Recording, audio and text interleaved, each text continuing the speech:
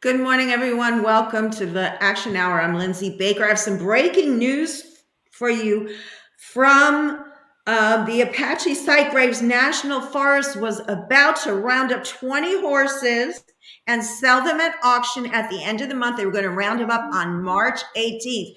But a group stepped in, the Salt River Wild Horse Management Group stepped in, and the roundup was forestalled. I have with me today my very honored guest and friend, Craig Downer, who is an ecologist and an expert on wild horses and barrows, and he's here to talk about this. We also want to tell you, before we even go further, there is a rally. We are going to do something about this. People all over the country are upset and inflamed about this. And there is a rally. We want to get this out right at the beginning. If you can go to this rally on April 23rd, 2022, to the capital of your state at 1 o'clock a.m., there will be a rally to say we do not want the continuation of these roundups that are happening all over the world. Craig, welcome to the show. What is going on? Roundups going on not all over the world, all over the United States, particularly in the western states. Craig, what's going on? Thank you. Yes, people are really outraged about the so-called path forward, which is a wipeout plan for our wild horses and burros. It's based on lies and prejudiced views of these wonderful animals. They're return natives and they restore ecosystems and they're beautiful. They uplift people. And so that's going to be 3 weeks from today on 23rd from 1 to 4, whatever time zone you're in. It'll be here in Carson City in front of the Nevada State Legislature at 401 South Carson. I'll be speaking along with several other people that have been in this issue for years, Dr. Moldy and Thea Pereira and a number of others. Thea's going to be speaking. That's wonderful. I wish I could go. Unfortunately, UnchainedTV is doing a fundraiser and launch of the channel that weekend at my home, so I will not be able to attend.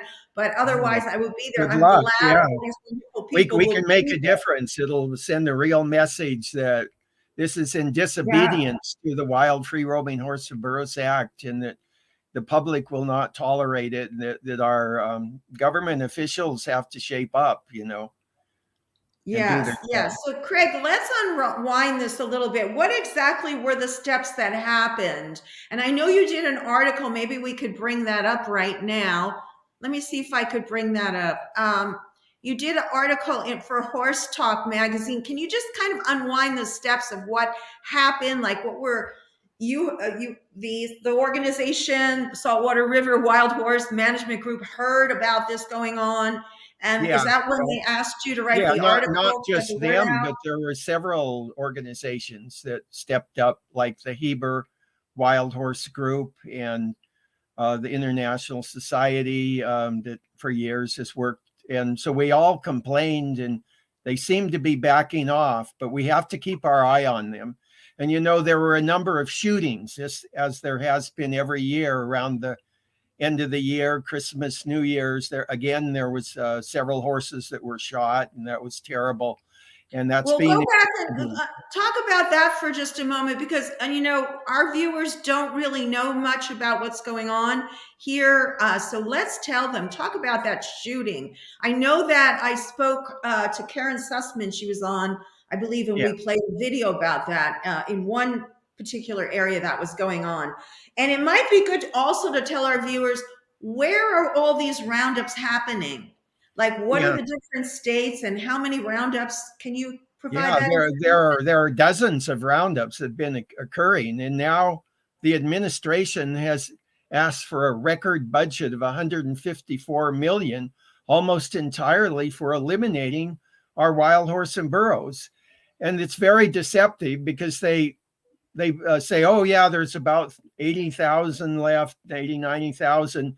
But then they never say about all the millions of livestock or the big game animals. So it's a big PR job, PR number, extremely unfair.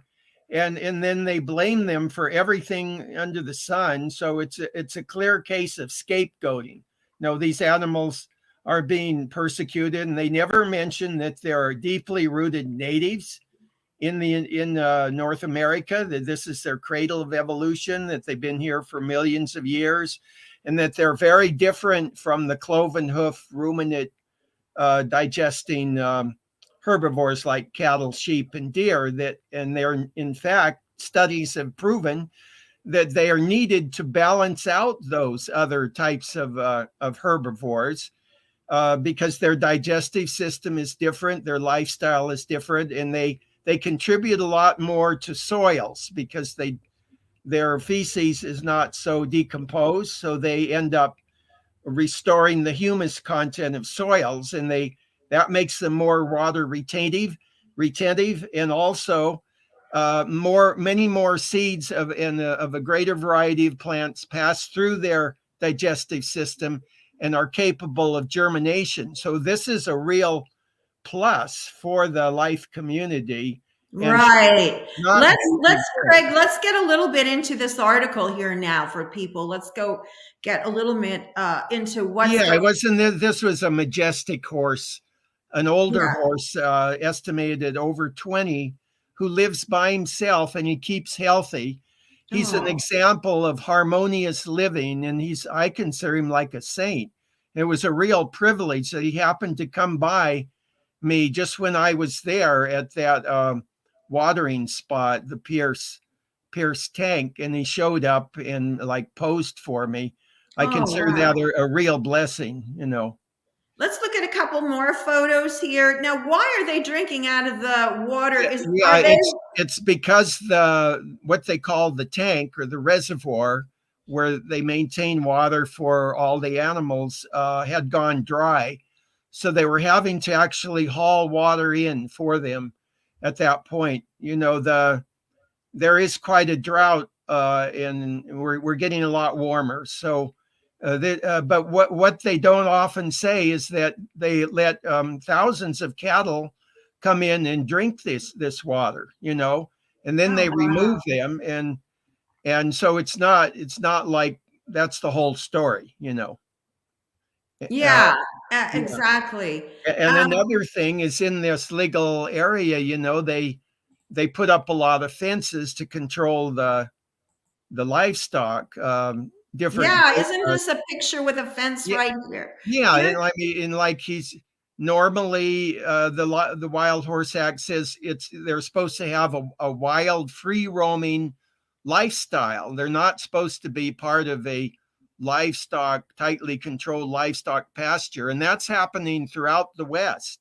like the Waihi vast area of millions of acres up in northern. I'm going to jump in here, Craig. Excuse me for a moment. I know you can't hear me, so I'm just going to jump in and say I want to play a few videos. I think pictures. Sure.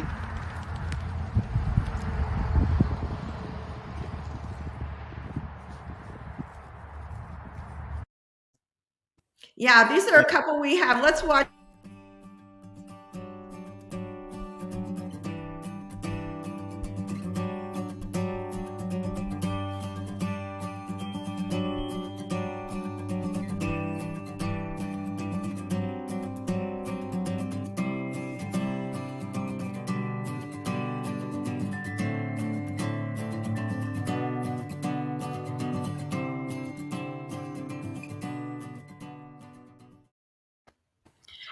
So these I want to mention that these videos are courtesy of Tina Wooten, who is a horse photographer. She does equine photography, beautiful, amazing, and she is also an activist. Yes. We have some comments, and I'm going to ask our audience. We would like you to be very interactive with this. So here's a question from Tom Vincel. Could you please ask them how they know the number of horses? Is there an accurate? I think we mean census. Yes. Okay. Go ahead. Well, yes, they have certain methods of going out and counting the horses, observing them, and then extrapolating based on how many they estimate they did not see. But unfortunately, that leaves room for fudging. fudging greater numbers. Mm. I understand that they've done a recent census evaluation, and they consider there's like 450 to 500 horses there. But this is a vast area. You know, the Apache Sitgraves National Forest is almost 3 million acres. And the fact that they want to reduce it, just the area occupied by the horses, to just below 20,000 acres is outrageous. And then they come up with these rancher testimonies that there was only 7 horses there at the passage of the act. That's just a lie. You know, I mean, that's a bald-faced lie, and we can't stand it. If we believe in the act, or we believe in the wonderful value of these horses and their justification, then we have to stand up. Public has to stand up and be courageous and strong, and Yes. not. Yeah, let's just get to that point a little bit more, Craig, here. They can show up at this rally, but for the folks that can't, you can go to the site. There's some things you can sign, right? I thought I had this one up. Yeah, you can go to the Go Wild ahead and Horse talk Freedom for a Rally. moment while I bring that up. Okay. Yeah, it's there nationwide. And you can go to the Wild Horse Freedom Rally and bring placards, and you can there'll be a mic and a podium, and I'll have a table. And this is also in Sacramento and Phoenix and Yeah, all over the United States, even eastern states. They'll be. Just get in touch with that Wild Horse Rally. yeah, I'm trying. It's going to be really big. It can send a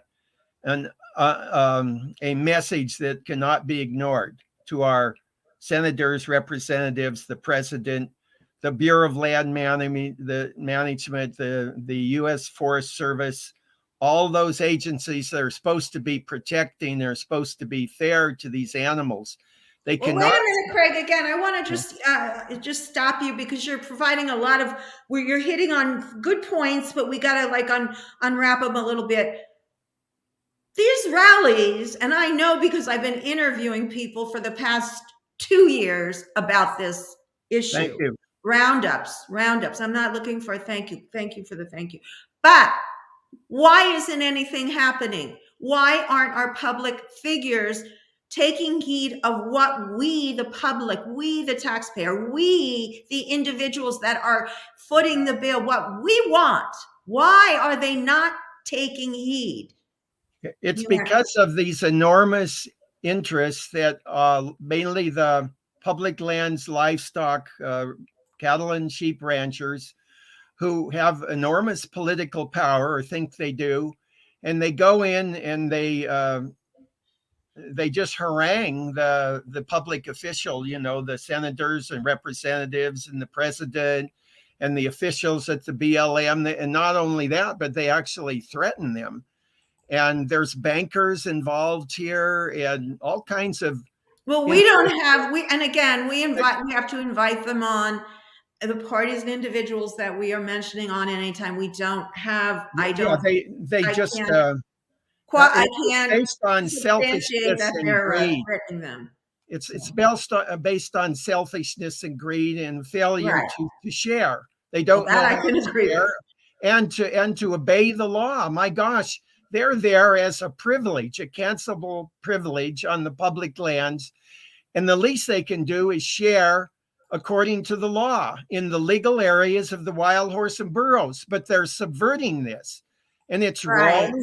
It's a crime, and I don't care how they disguise it. It's just plain wrong. It's based, and then they want to ignore all the wonderful positive values and contributions of these animals, and you know everything's wrong about it. Craig, let me jump in here a moment. For the people that help me through this, because I think this is still going on, these campaigns. If you cannot make it, we're asking everyone to go to the rally. If you are in any way can go, carpool it, Find a way there. We want you there. We need you there. Yes, and Secondary, we also need everyone to push out this message. Share this video, not just this video, but any materials. And we're going to be putting links at the top of this post.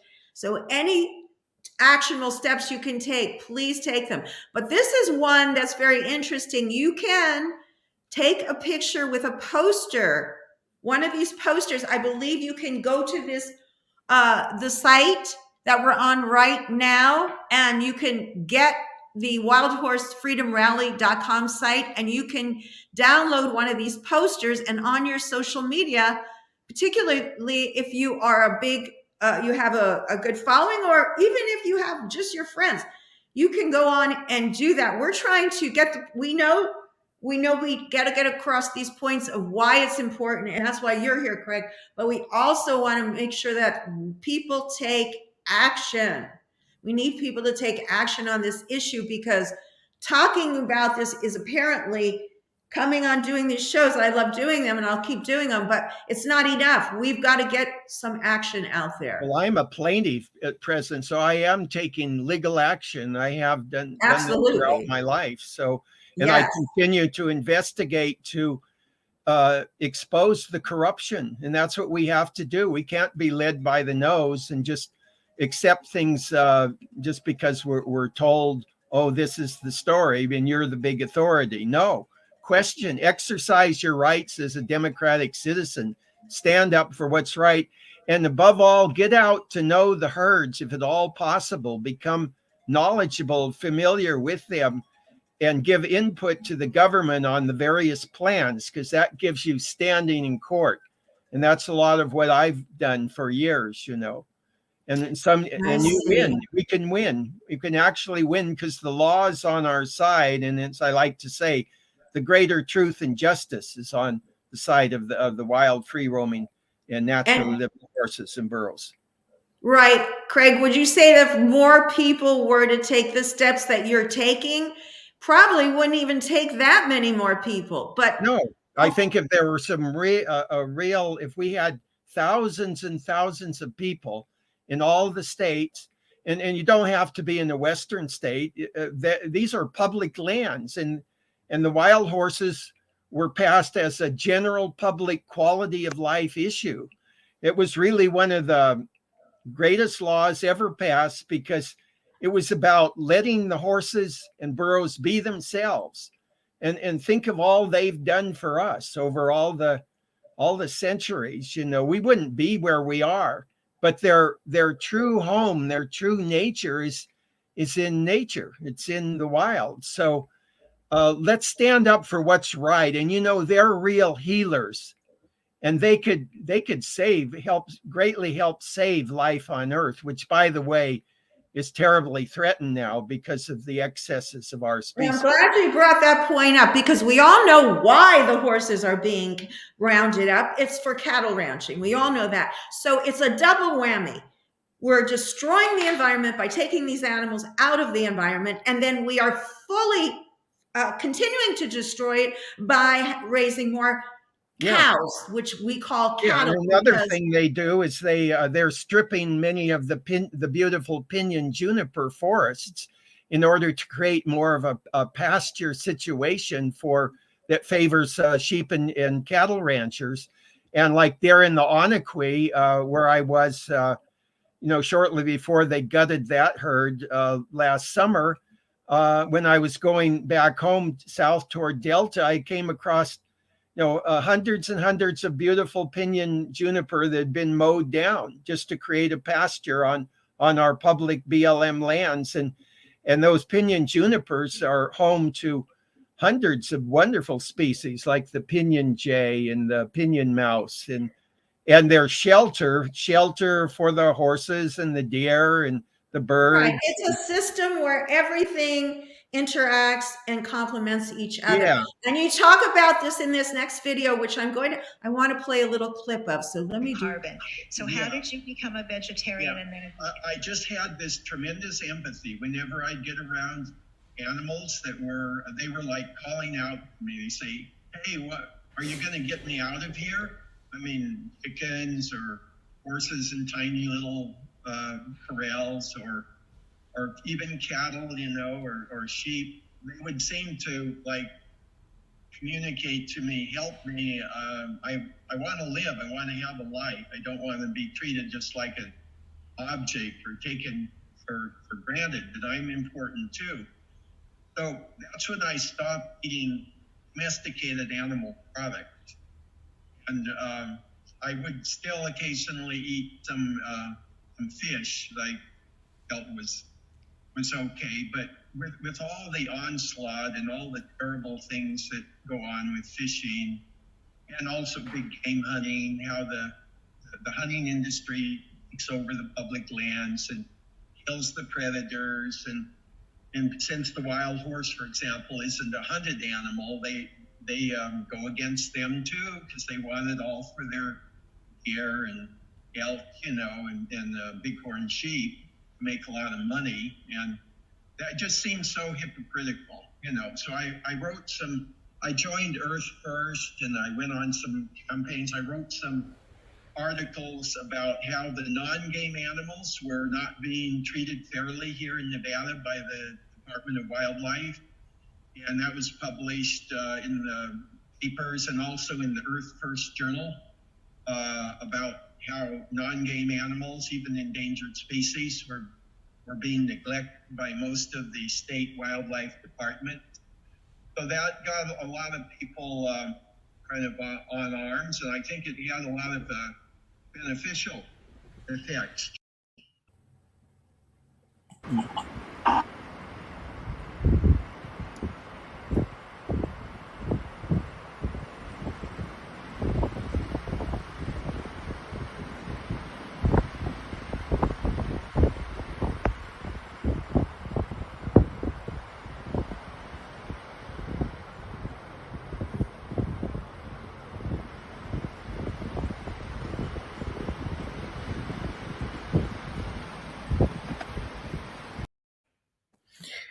Wow. So I think what you said before is a really important point.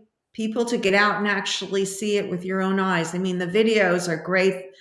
And again, thank you to Yeah, Tina. and I'm planning to take anyone who wants to go out and see them on the following day, Sunday the 24th, and maybe even Monday the 25th. So if people come to my rally, our rally, I should say, we can go out and I can show you in the Pine Nuts. Hopefully the BLM has left a few there, and also the Virginia Range to the north and other places. Well, how would folks is there an airport nearby? I mean, it's the capital, so obviously they'd fly into. Yeah, there's the Carson City, but most people fly into the Reno Tahoe International Airport, which is a short ways away. It's only about 35 miles north of Carson City. And of course, a lot of our viewers are from California. So what kind of a trip is that for them? Yeah, not bad. Just go by car. A couple hours from Sacramento, you can. Yeah. That's the thing. You can go to your capital, and it's for us here. I've gone before for different events, and it doesn't take that long. Get a carpool together. I would definitely just, if I didn't have this other commitment, I would just. Yeah, I wish you could come. There is a rally in Sacramento too, 1 o'clock. Yes, Sacramento, every capital, all over. Phoenix. So let's see what else we have here. We have a couple more clips. You talk a little bit about the burros here, and let's play that one now. Now, the wild burro, in contrast to the horse, is a territorial animal. The jack, the male, establishes a little home range that he defends, so that makes it what biologists call a territory. And then females, or jennies, are attracted in, and he guards that little territory. So they actually space themselves out. Now, the horses, the naturally living horses, are more semi-nomadic. They do have home ranges, and they can to a limited extent defend these, but certainly not as thoroughly as as a male burro or jack would. But the burros are so attuned to these dry areas, and the fossil evidence here in the West, and especially in the Southwest, that they immediately revert to their age-old ways, which are very harmonious, and they actually enhance and embellish the ecosystem. Now, one thing that's been proven recently by Dr. Eric Lundgren and other ecologists is that burros actually down, and also the horses do this, they sniff out and dig down water sources, and they bring them up to the surface. They create little pools, and then which greatly benefit all the other weaker, smaller animals. So where burros are, they can greatly increase the number of species and the water supply. And they also do that by making more moisture retaining soils and more nutritious soils. And then all these different plants start springing up. So you create a little microclimate and micro ecosystem, which is much richer. Now, it was fashion, for always say, oh, the burros, they're just so destructive, and look at their marks, and they said the same thing about the horses. Yeah, that's what I wanted to ask. Now we're following all these roundups of horses. Are barrels being rounded up as well? Because Unfortunately, they usually they stop rounding up from March 1st to July 1st for the wild horses, because that's their foaling season. However, for the burros, they continue rounding them up.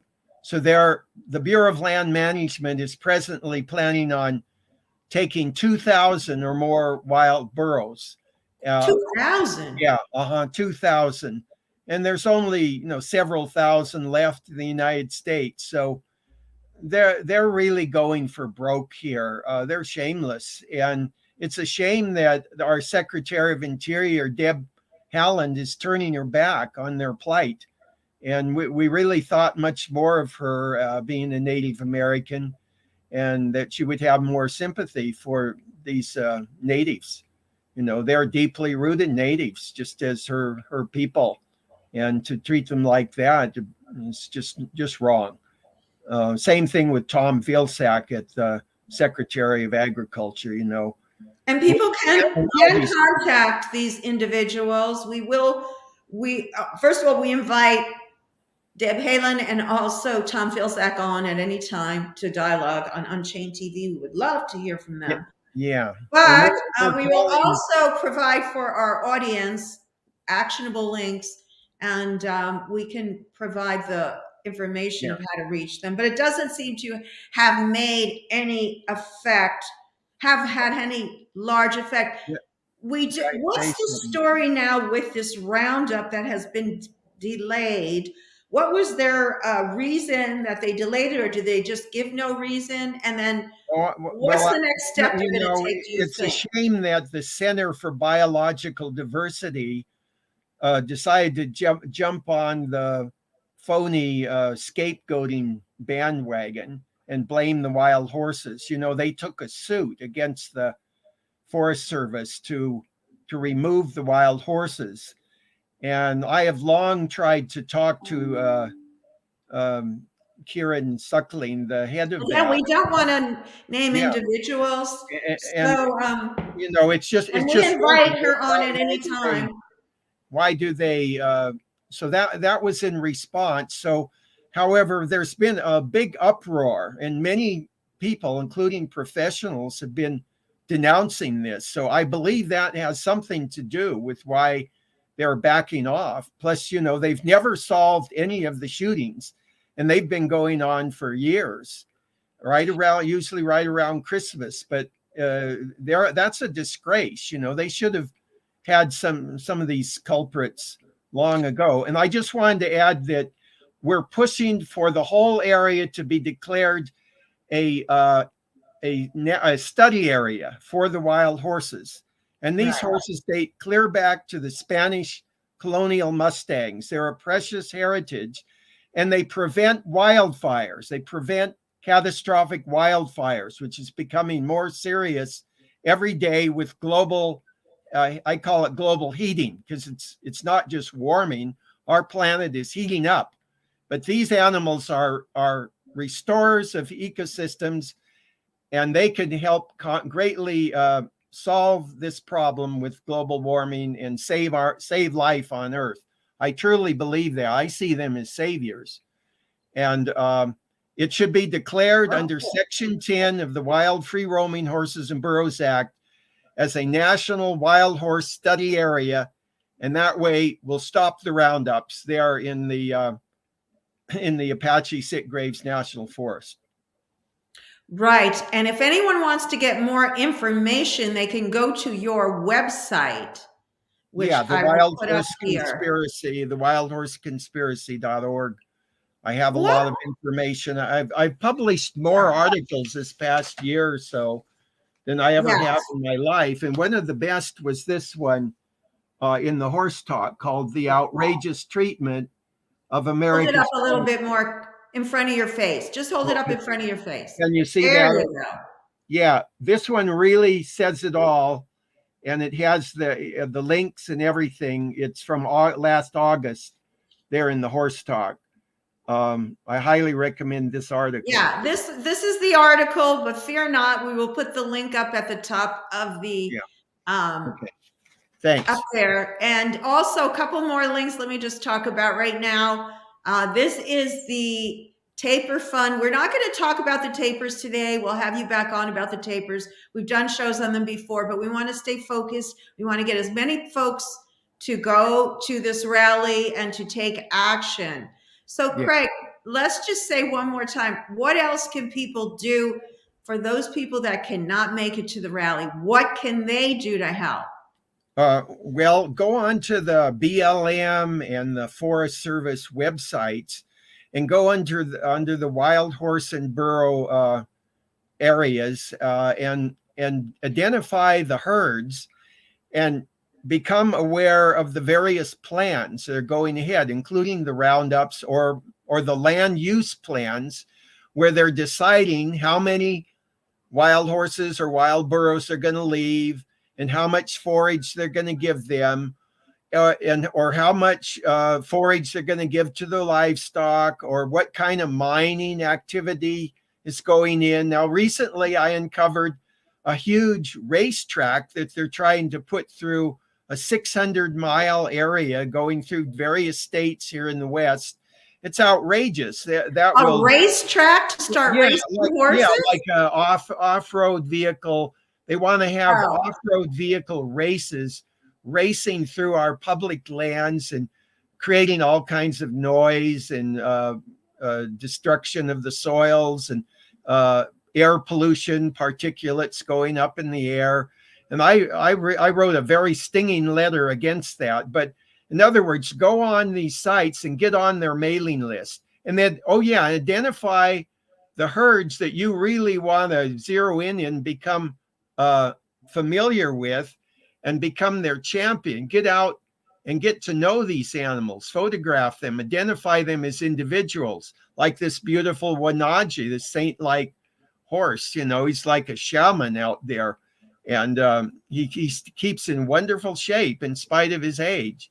And just become identified to get to know these individual horses and burros and their herds, and then find out what's going on and become their defender, become knowledgeable. Read my book, The Wild Horse Conspiracy. The link's on my site. It's an ebook.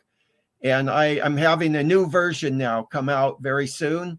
And write your congressman, become involved with the local the BLM offices or the Forest Service offices, and just get in their face and say, hey, these animals got to be treated fairly. The law says that in their legal areas, they're supposed to get the principal resources, not everyone else, the ranchers, the miners, the off-road vehicle, the hunters. No, It says land devoted principally to our wild horse and burros. It doesn't say land devoted principally to the same old ranchers or Right. other exploiting. Right. Let me jump in here a moment because my mind is always like going to how can we take more action? I know that you can use some help. You can use some help with your website. You can use some help with people that you've got all the knowledge in your head. There are people who are good at putting out on social media stories about, hey, did you know the BLM is doing thus and such? So if anybody wants to contact you and work with you on getting these messages out, that would be phenomenal. Yeah, I'm not the tech genius that a lot of people are today, but I do have a lot of knowledge. I spent a lot of my life sort of as a professional academic student and academic, and I've taught too. And even if someone wants to kind of initiate their own thing of getting the word out, they can consult with you and contact you. Yeah. And I know you'd be happy to work with people in any possible way Absolutely. to initiate this, because how many years of your life have you devoted to this? My gosh, practically all my life, 50 years. Thank you so much for your work. Yeah, thank you. Really, yeah, I knew Wild Horse Annie and worked with her. Tell people who Wild Horse Annie is. Yeah, she was the main hero for the Wild Horse and Burros, who back in the 50s, she saw the abuse and the cruel roundup and hauling off to the slaughter plants. And it just galled her. And she said, I'm going to stop this. And she was responsible for two laws, the 1959 law, which forbade poisoning of water sources and the use of airplanes and mechanized vehicles. And then the big Wild Free Roaming Horse and Burros Act of 1971, that, by the way, was passed unanimously. And it just completed 50 years. So we have to restore its true intent. It's a wonderful law, but we can't allow it to be subverted. And I know there's been some amendments to it, but the core intent of the act is still there. It's the law of the land. But a law is no better than the people and whether they really care to implement it. And basically, it's a lesson in how people can learn and should learn and can learn to share with such magnificent fellow creatures or species as these horses and burros, and give them a life. Let them be themselves. Let them be part of a vital, thriving ecosystem. And they, as the law says, they contribute to the diversity of life forms in our nation, and should be considered as a thriving part of the public lands ecosystem, not marginalized, not semi-domesticated through drugs. And that's why I have this proposal called reserve design, which can result in naturally self-stabilizing populations that are genetically viable and they're allowed to harmoniously adapt to each ecosystem. Each ecosystem is unique, but people have to have the patience and the generosity to let them fill their role in nature and not be so manipulative and so disrespectful. Right. So again, we want to remind people, this is your website, thewildhorseconspiracy.org. And I just had up, people saw just a moment ago, you have a real long list of resources to get people started. And I'm going to have a study come out now, as you know, on the Arizona Apache sit graves that I worked on almost a year. I'm going to show a couple more little videos for people. We want to give them a little bit more of the horse experience. We all have so much to learn about wild horses. The lesson is to let them be untouched by man, to be free, to be wild. Let the wild horses be, and teach our children that wild horses belong, and they are part of our wildlife and part of this world. That's the lesson. That's how it should be. That's a beautiful statement. Yeah. Tina did a wonderful job there. Yes, Tina Wooten. Let's show a couple more. Come up on the hillside, we'll have a time. You'll bring the kisses, honey, I'll bring the wine. Keep your heart guarded, or too soon it'll fall. When one walks back.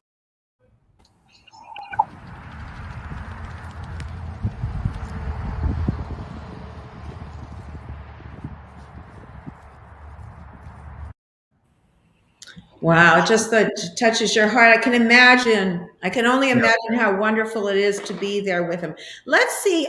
Does anyone have any questions for Craig? Anybody want to ask Craig anything? I noticed there were some questions there. Well, one here. Why isn't the mainstream media coverage so lacking? Exactly. Yeah, it's because of these big interests, the big meat interests and cattle interests, and also don't forget the mining and the energy fracking interests. And in other words, there's a lot of money involved. So they go in and they influence the media not to tell the whole story. Mm-hmm. But I believe in the freedom of the press and the freedom, and that people are truth loving, and they don't. That's why it's so wonderful to live in a true democracy. And I hope this is a true democracy and not a rule by the rich and powerful. But we have to exercise our rights so we don't lose them, and we don't lose such precious phenomena as these wonderful wild horses and burros and their ecosystem that they have legal right to be the principal species in those areas. They do. And we are just about running out of time. We're near the end of the hour. Craig, is there anything we haven't covered that you would love for, or want our audience to know, I should say? Yeah, I'd like people to just contemplate and say a little prayer about the awesomeness of how many millions of years these animals have lived and been born, lived out their lives and died, and then come back again. How many thousands and thousands of generations that they were a vital, harmonious part of the ecosystem, and developed what they call mutualistic symbioses, or relationships with all the soils and the soil microorganisms and the plants that they seeded, that they dispersed the seeds of and provided a germinative bed, and how the wonderful soils then became living sponges that absorbed the water and replenished the water tables in the springs, and how they helped many of their fellow animals too. And of course they are a prey species too, but I mean, that's just part of life, and they were in balance. They were part of a wonderful harmony here. And to me, this is much more valuable than some machine, even a fancy automobile with a powerful engine. Right. I much more admire a well-functioning ecosystem. I mean, that's something that sustains life. But all these machines that people have invented and are kind of displacing life on this earth, I mean, what are they compared with a magnificent living ecosystem like that the wild horses or burros are part of? They're like a big parasite, and the fact that we mine and we destroy vast areas, or we go in, we plunder, we victimize these poor domesticated animals, we take away their natural freedom, and then force them out onto the public lands to strip the vegetation, then Right. just remove them to be fattened and slaughtered, with no respect for hardly any respect for the natural ecosystem that evolved there for millions of years. To me, that is just so wrong. But the good news is that we can change. We can rise up and we can change. Things can quickly change. All that has to change is the attitudes and the values. And people taking action. The goals. And we have to be intelligent and not be supporters of things like the meat industry or all these emphasis on machines too. Let's live a much more natural life. Let's get back in harmony. Like I wanted to mention that both the pinyon and juniper produce an edible berry, and the pinyon nut is a complete food. And the Paiute Indians that I grew up with. Are you talking about the pine nut? Yeah, the pine nut, the pinyon. I was eating that yesterday in my salad. I love pine nut. It's delicious, and that could provide much more food if moderately harvested, like the Paiute Indians did here where I live, and I grew up with them, and they taught us how to harvest the nut. That would provide much more wholesome food, and we do it in a way that leaves most of it for the native wildlife also. That's wonderful. So thank Craig, you can provide a lot of information through your reserve design study and other studies. You're constantly doing different work. You're a wonderful scientist. You're a vegan ecologist. And thank you. I told Craig I want him to use that as his handle. Vegan ecologist. All right. Vegan ecologist. This is the reserve design. If you want to donate some money so that Craig can continue his work, that would be lovely. Don't require much, but whatever you can. Gas has gone up. I have to go around my old SUV, but I camp out. I'm not a person that requires luxury, and to me, a luxury is to be out under the I call it the 1-million-star hotel. The 1-million-star. I love that. Yeah. That's wonderful. Let's just play our viewers out with one more of the videos of the horses. Again, I'm going to play that. So thank you for being on. I'll have you give me the links that you would like for the actionable items. Please contact Craig at his website or on email, and you can follow Craig on Twitter. And so all of this information will be available at the top of the post. Yeah. Right. I also have Facebook. I'm on Facebook, Craig Downer, or the Wild Horse Conspiracy, or Andean Taper Fund / Wild Horse and Burro Fund. And my nonprofit is for all the parasidactyls. That means members of the horse, tapir, and rhino family. And I do a lot. I'm on the World Conservation Union Species Survival Commission and have written action plans and species descriptions on the endangered mountain tapir. And I give a lot of input on the horse, the equids, whether they're zebras or burros or horses. I'd like to do another show on the zebras too, but I would like to do another show on the barrows. I think we need to get that out. We're not covering. Yeah, and part of my ongoing project in Peru, and I have a new GoFundMe, is that we're trying to save those wild burros or semi-wild burros there, because they're grabbing them and skinning them for these Chinese merchants for this AGO substance. It's terrible, but my team there is cracking down on that together with the police and the military. But we need some basic support, and we have a GoFundMe out now. Well, we'll definitely talk about that the next time you're on, and we'll book that soon. Let's just go out with a little bit of a positive message that we can change. We can make this change. Once again, remind people one last time, if you can make it to the rally or just share out the rally information, tell people about the rally so more people show up for it. And let's just play this as our theme song going out. We all have so much to learn about wild horses.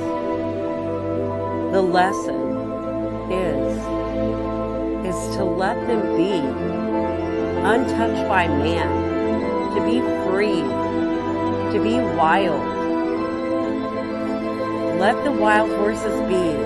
and teach our children that wild horses belong and they are part of our wildlife and part of this world. That's the lesson. That's how it should be.